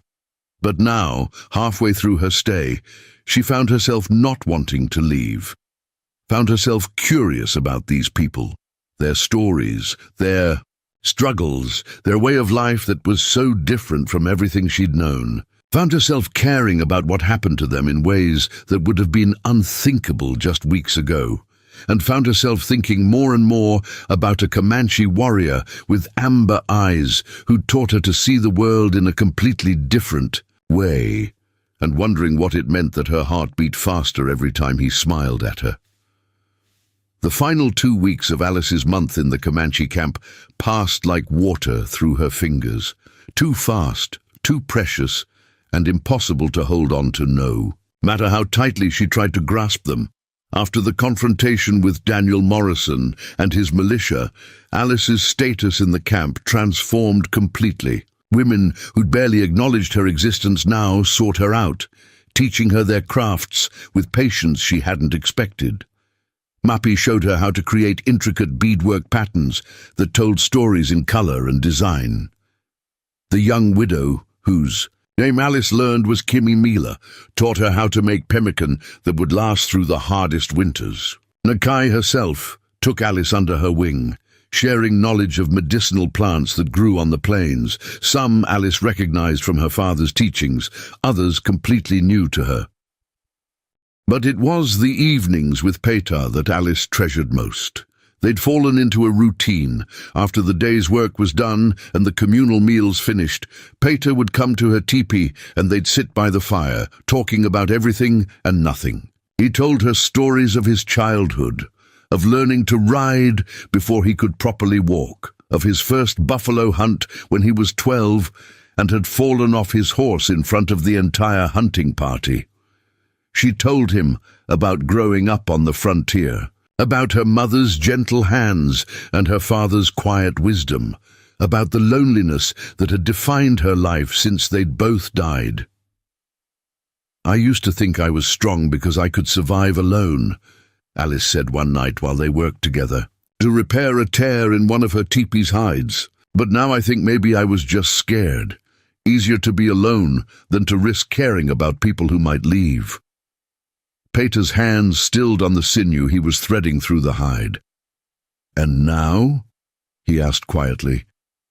"Now I think I was a fool," Alice admitted, not quite brave enough to look at him. "And there's strength in connection, too, in letting people matter to you, even when it's terrifying, maybe especially when it's terrifying." The silence that followed was heavy with unspoken words, with feelings neither of them seemed ready to name. Finally, Peter said, "When your month is finished, when you return to your wooden lodge, you will be alone again." It wasn't a question, but Alice answered anyway. "I suppose I will." She forced herself to meet his eyes. "Unless I'm not." Something flickered in Peter's amber gaze. Hope, fear, longing, all mixed together. "What are you saying, Alice?" Before she could answer, before she could put into words the impossible thing that had been growing in her heart, Ayana burst into the teepee with tear-streaked cheeks and panic in her eyes. She spoke in rapid Comanche, gesturing wildly, and Peter went rigid beside Alice. He stood in one fluid motion, his expression transforming from tender to warrior hard in a heartbeat. "What is it?" Alice demanded, standing as well. "What's wrong?" "Kohana," Peter said tightly. "He went out hunting with 2 other young warriors this morning. They should have returned hours ago. Ayana just spoke with one of the scouts. There are signs of a fight near the canyon 5 miles south. Blood in the snow. Empty shell casings. White men's horses." His hands clenched into fists. "Takoda is gathering a war party. I must go." Alice's stomach dropped like a stone. Kohana, the young warrior who'd been kind to her from the first day, who'd smiled shyly and tried to learn English words, who couldn't have been more than 17 summers. "Let me come with you," she heard herself say. "No," Peter said immediately. "This could be dangerous. If white men have taken our warriors, there will be fighting." "All the more reason to bring someone who can speak English," Alice argued. "Someone who might be able to negotiate before the shooting starts. Peter, please, I can help." She saw the refusal forming on his lips, saw him preparing to leave her behind where it was safe. But then Ayana spoke again, her voice desperate, and something in her words made Peter pause. He looked between his sister and Alice, clearly torn. "Ayana says Kohana is her betrothed," he said finally. "They were to marry in the spring. She asks if you would truly help save him, or if your words about connection and caring were just empty sounds." The translation was blunt, but Alice heard the real question underneath. Would she risk herself for these people who'd become more than just strangers? Would she prove that the bridge she'd been building between their worlds was real and strong, enough to stand on? "I'll help," Alice said without hesitation. "However I can. Just let me come." Peter studied her face for a long moment, then nodded once, sharp and decisive. "Get your warmest clothes. We leave in 10 minutes." The war party rode hard through the winter night, Takoda in the lead. Peter at his side, Alice mounted on the same gentle mare she'd ridden into camp, and 15 other warriors whose faces were painted for battle and whose eyes held the cold fury of men preparing to fight. They covered the 5 miles in less than an hour, pushing their horses to the limit, and when they reached the canyon Takoda had mentioned, the scene that greeted them made Alice's blood run cold. Signs of struggle were everywhere: churned snow, broken arrows, dark stains that could only be blood. One of the young warrior's horses stood nearby, riderless and trembling, a bullet graze visible on its flank. But there were no bodies, no warriors, nothing except tracks leading east. Multiple horses, some of them clearly carrying double weight. Takoda examined the scene with eyes that missed nothing, speaking in low tones to his warriors. Peter translated for Alice. 3 of our young men were ambushed here. They fought but were outnumbered, maybe 8 or 10 white men. From the tracks, at least 2 of our warriors are wounded, possibly all 3. They've been taken alive, probably to the fort at Sullivan's Ridge. His voice was tight with controlled rage. They will be hanged as raiders or shot trying to escape. Either way, they will be dead by morning unless we can reach them first. Sullivan's Ridge is 20 miles east, Alice said, her mind racing. There's a garrison there, maybe 40 soldiers, maybe more. You can't just attack a military fort, Peter. It would be suicide. Then our young warriors die, Takoda said in his rough English, his face carved from stone. We do not abandon our own. Alice understood the impossible position they were in. An attack on the fort would end in slaughter. The Comanche warriors were brave and skilled, but they'd be outnumbered and outgunned. But doing nothing meant watching 3 young men, including gentle Kohana, who'd offered her water and smiled shyly, die for the crime of being Comanche in their own ancestral lands. There might be another way, Alice said slowly, an idea forming even as she spoke. Let me go in first, alone. I'm white, I speak English, and I'm known in the area. My father traded at that fort for years. I can tell them the warriors they captured were hunting on land that's been recognized as Comanche territory in the last treaty.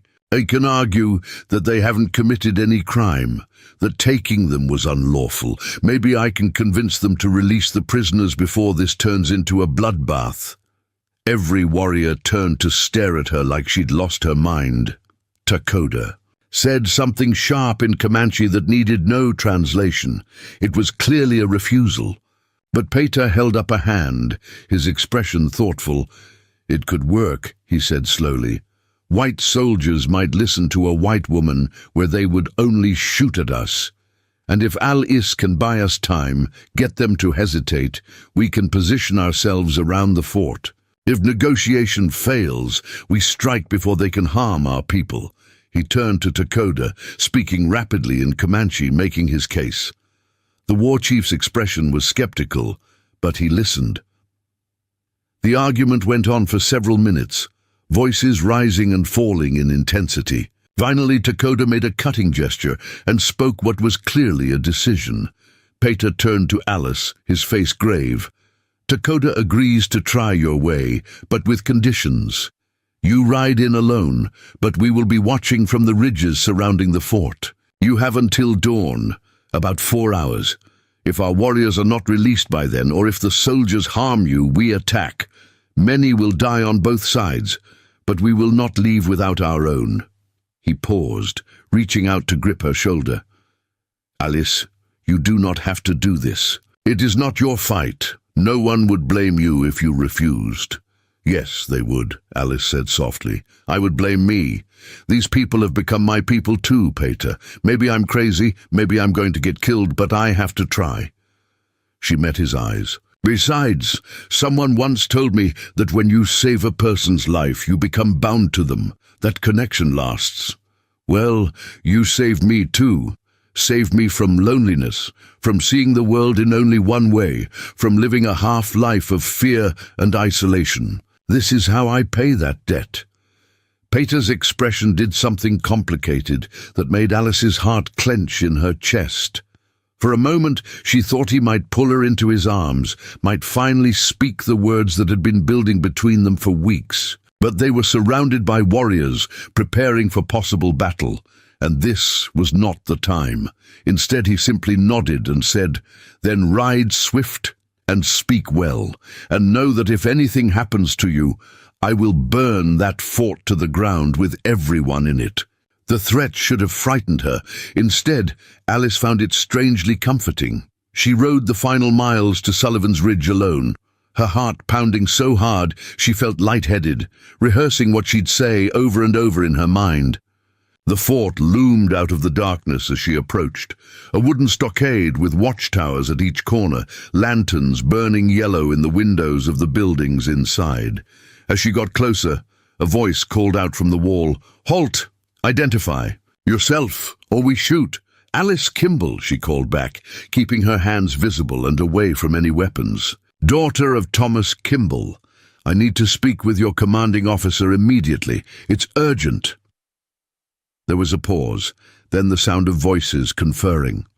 Finally, the heavy gate creaked open just wide enough for her to ride through, and she found herself surrounded by soldiers with rifles pointed at her chest. A grizzled sergeant with whiskey on his breath grabbed her horse's bridle.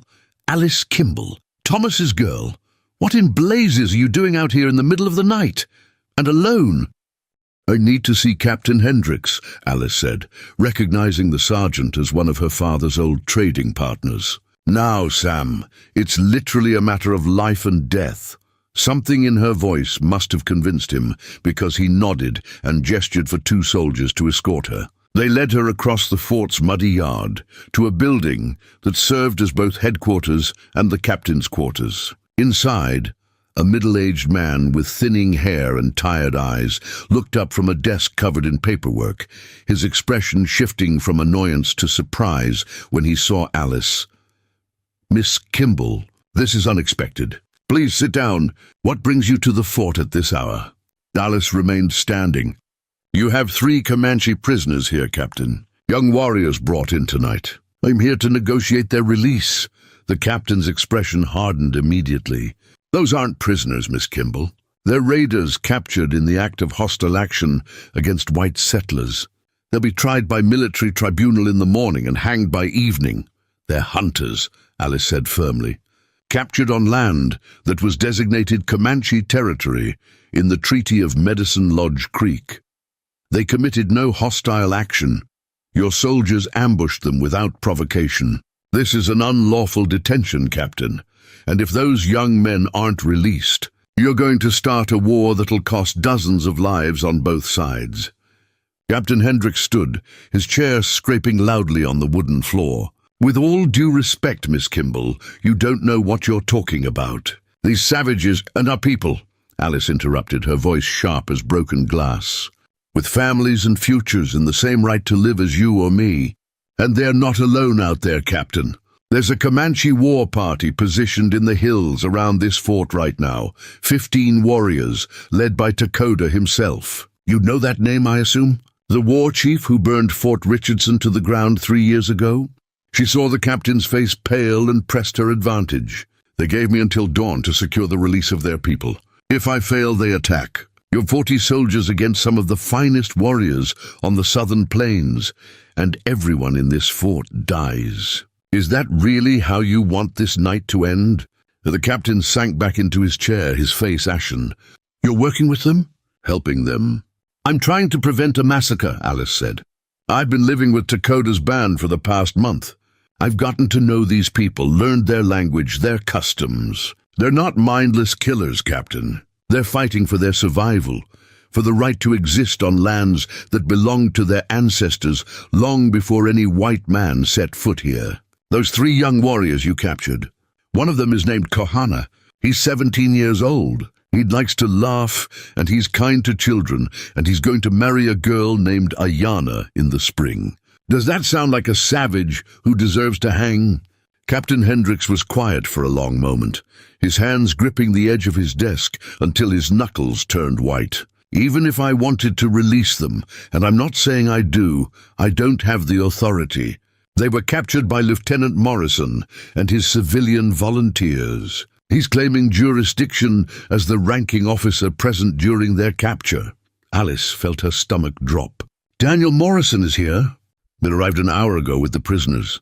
He's in the barracks now, celebrating with his men." The captain's expression was troubled. "Miss Kimball, I don't know what your relationship with Lieutenant Morrison is, but he's been telling everyone who'll listen that you've been taken captive by the Comanche and held against your will. He organized the civilian militia specifically to mount a rescue operation for you." Of course he had. Daniel Morrison had never been able to accept rejection, and now he'd twisted her choice to stay with the Comanche into a captivity narrative that justified his own violent prejudices. "Then you need to take me to him," Alice said, "because I'm going to set him straight once and for all." The confrontation happened in the fort's main barracks, with Daniel's militia and a dozen soldiers as witnesses. Daniel's face went through a complex series of emotions when Alice walked in. Surprise, relief, confusion, and finally anger when she began to speak. "I was never your captive, Daniel," she said loud enough for everyone to hear. "I've been a guest of Takoda's band for the past month, learning their ways, working alongside their women, earning their trust and friendship. The young warriors you ambushed and dragged here in chains? They're guilty of nothing except existing while Comanche, and if you don't release them right now, you're going to trigger a war that'll get everyone in this fort killed." Daniel's face flushed red with rage. "You're defending them? After what they've done? After they've killed and raided and destroyed? After white settlers stole their land, slaughtered their buffalo, broke every treaty we ever signed with them, and tried to erase them from existence?" Alice shot back.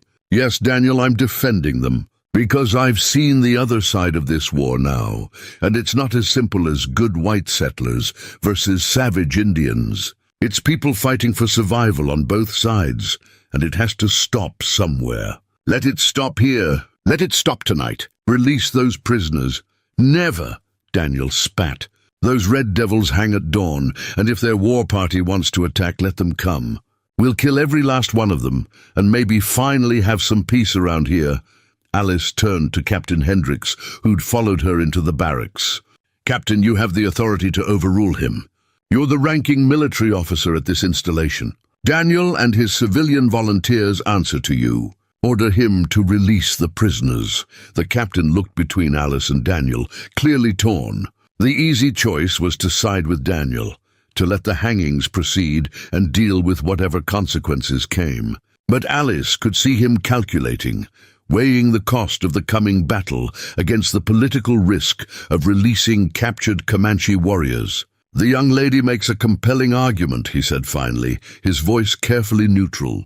"And I'm not eager to see this fort turned into a battleground if it can be avoided. Lieutenant Morrison, you will release the prisoners to Miss Kimball's custody immediately." Daniel looked like he'd been slapped. "You can't be serious. She's clearly been influenced by her captors, Stockholm Syndrome or some such. She doesn't know what she's saying." "I know exactly what I'm saying," Alice said coldly. "And I'm saying, if you don't release those warriors right now, you're condemning everyone here to death. Is your pride really worth that much?" The standoff lasted another tense minute before Captain Hendricks made the decision for him. He ordered 2 soldiers to bring the prisoners from the holding cell, and minutes later, Kohana and his 2 companions were led out, bruised, bloody, but alive. When Kohana saw Alice, his eyes widened with shock and something that might have been hope. Alice approached him slowly, aware of all the weapons still trained in their direction. "I'm taking you home," she said in careful Comanche, using the words Peter had taught her. "Your people wait. We go now." The ride out of Sullivan's Ridge with the 3 freed warriors was the longest of Alice's life. She half expected Daniel or one of his militia to shoot them in the back as they passed through the fort's gates. But Captain Hendricks kept his word, holding his men back, and soon they were riding north through the darkness toward the ridges where Takoda's war party waited. When they crested the rise, and Alice saw Petar riding toward them with the other warriors, relief hit her so powerfully she nearly fell from her horse. He reached her in seconds, his eyes scanning her face and body for injuries, his hands gripping her arms like he was afraid she might disappear. "You did it," he said, and his voice was rough with emotions he didn't even try to hide. "You walked into that fort alone and brought our people out alive. Alice, you are the bravest person I have ever known." Behind them, Kohana was being embraced by Takoda and the other warriors, all of them speaking at once, checking his wounds, clearly overjoyed to have him back. But Alice only had eyes for Peter, for the way he was looking at her like she was something precious and rare. "I couldn't let them die," she said simply. "Not when I could do something to stop it. "You have given us a great gift tonight," Dakota said, riding up beside them. His stern face was softened by something that might have been gratitude. "You have proven that peace between our peoples is possible if both sides are willing to see each other as human. This will not be forgotten, Alice Kimball." The journey back to camp felt different, lighter somehow, despite the exhaustion that made Alice sway in her saddle. When they arrived just after dawn, the entire band poured out to greet them, and Alice found herself pulled into embraces by women who'd been strangers a month ago, but now felt like family.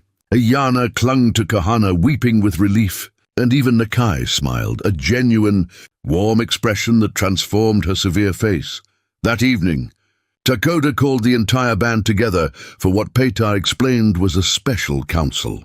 Alice sat beside him around the great central fire, while Dakota spoke in formal Comanche, his words carrying to every corner of the gathered crowd. When he finished, Petar translated quietly.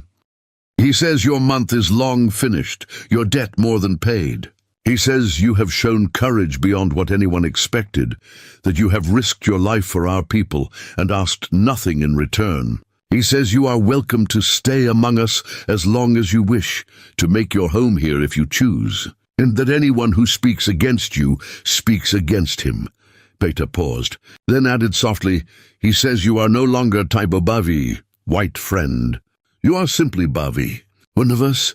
The words hit Alice with unexpected force, bringing tears to her eyes. She'd come here a month ago as a prisoner, expecting to count down the days until she could return to her lonely cabin. Instead, she'd found community, purpose, belonging, things she hadn't even realized she'd been missing until she had them. Later that night, after the celebrations had died down and people had retired to their tippies, Alice and Petar sat alone by her fire. The question that had been hanging between them for weeks finally demanded to be asked. "What happens now?" Alice said quietly. "I have a cabin, a homestead, my father's land, but I also have this, all of this." She gestured around the tipi but meant something larger. "I don't know how to choose between them." "Maybe you do not have to choose," Petar said. He moved closer, close enough that she could feel the warmth of him in the cold night air. "Our people are not tied to one place. We move with the seasons, following the buffalo and the good weather. In summer we could camp near your wooden lodge, help you work your land. In winter we could travel to warmer places, and you could come with us. Both worlds, Alice, not one or the other." It was an impossible dream, a way of life that existed in the space between two cultures, belonging fully to neither, but taking the best of both. Alice knew it wouldn't be easy, that there would be challenges and dangers from people on both sides who couldn't accept such blending. But sitting there beside Petar with the fire crackling between them and the weight of everything they'd been through, settling into something that felt like forever, Alice found she didn't care about easy. "There's something else," Petar said. And now his voice held a tremor she'd never heard before. "Among my people, when a man wishes to marry, he must prove himself worthy, bring horses to the woman's family, demonstrate that he can provide and protect. I have no horses to offer you, Alice, because you have no family here to receive them. But I offer you myself, my strength, my protection, my loyalty, for as long as we both live. I offer you a life that will not be simple or safe, but will never be lonely. I offer you my heart, if you will have it." Alice felt like she couldn't breathe, like the whole world had narrowed down to this moment and this choice. A month ago, she would have said such a thing was impossible, a white woman and a Comanche warrior, bound together across a divide that most people thought insurmountable. But that was before she'd learned that people were just people, regardless of which side of an arbitrary line they were born on. Before she'd discovered that home wasn't a place but the people who made you feel like you belonged. "Yes," she said, the word coming out choked with tears and laughter and a joy so profound it hurt. "Yes, I'll have it. I'll have you. I'll have all of it, Petar. The impossible. Complicated, dangerous, beautiful, all of it." When he kissed her, it tasted like smoke and freedom, and the future unfolding in ways neither of their peoples could have predicted. And when they finally pulled apart, both breathless and grinning like fools, Alice knew with absolute certainty that she'd made the right choice. She'd come to the frontier as a girl, looking for a place to belong. She'd found it in the last place anyone would have expected, in the arms of a man from a different world, among people who'd been taught to hate her, in a life that existed in the space between two cultures. It wouldn't be easy. There would be those on both sides who would never accept them, who would see their union as betrayal or weakness or worse. But as Alice Kimball looked into Peter's amber eyes and saw her own future reflected there, she knew that love, real love, the kind that crossed boundaries and built bridges and refused to be limited by fear, was always worth fighting for. And they would fight together for as long as it took to build a world where their choice didn't have to be impossible, where people from different worlds could come together without it being a tragedy or a scandal, where the color of your skin or the language you spoke mattered less than the content of your character and the courage of your heart. It was a long fight ahead. But Alice Kimball had never backed down from a challenge in her life, and she wasn't about to start now. Up next, you've got 2 more standout stories right on your screen. If this one hit the mark, you won't want to pass these up. Just click and check them out, and don't forget to subscribe and turn on the notification bell so you don't miss any upload from us.